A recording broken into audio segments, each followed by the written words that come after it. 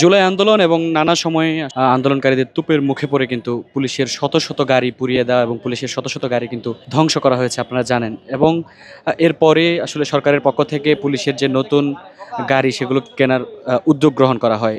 গাড়িগুলো ক্ষতিগ্রস্ত হওয়ার পর আসলে পুলিশের যে যাতায়াত সেটিতে বিঘ্ন ঘটলে কিন্তু আবারও ডিএমপিতে নতুন করে আজকে ২০টি গাড়ি কিন্তু ২০টি গাড়ি হস্তান্তর করা হয়েছে। এবং এই গাড়িগুলোর হস্তান্তর উদ্বোধন অনুষ্ঠানে প্রধান অতিথি হিসেবে উপস্থিত ছিলেন স্বরাষ্ট্র মন্ত্রণালয়ের উপদেষ্টা।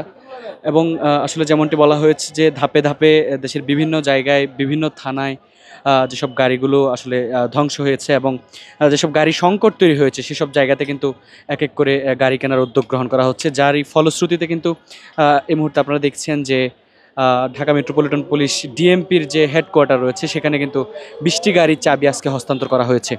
দৃঢ় বন্ধনের আস্থায় শক্তিশালী স্টিলের আরেকটি নাম জেডএসআরএম।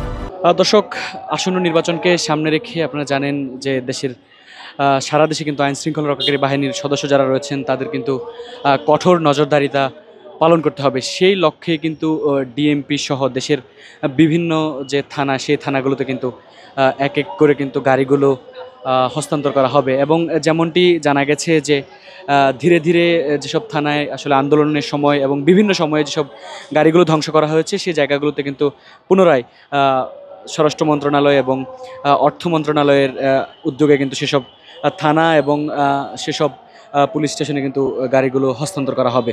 আপনারা দেখতে পাচ্ছেন যে ধাপে ধাপে কিন্তু আসলে সেই নতুন গাড়িগুলো কিন্তু রাখা হয়েছে এবং এই গাড়িগুলো খুব অল্প সময়ের মধ্যেই ঢাকা মহানগর ডিএমপির যে ঢাকা মেট্রোপলিটন পুলিশের সদস্যরা কিন্তু খুব দ্রুত সময়ে গাড়িগুলো হাতে পাবেন এবং সেগুলো ব্যবহার করবেন। এবং স্বরাষ্ট্র উপদেষ্টা যেমনটি আসলে বলেছেন যে ইতিমধ্যেই আরও দেশের বিভিন্ন জায়গায় যে থানাগুলোতে আসলে গাড়িগুলোর সংকট দেখা দিয়েছে সেসব থানায় কিন্তু এক এক করে এই গাড়িগুলো হস্তান্তর করা হবে। এবং আজকে ঢাকা মেট্রোপলিটন পুলিশের হাতে ২০টি গাড়ি কিন্তু হস্তান্তর করা হয়েছে।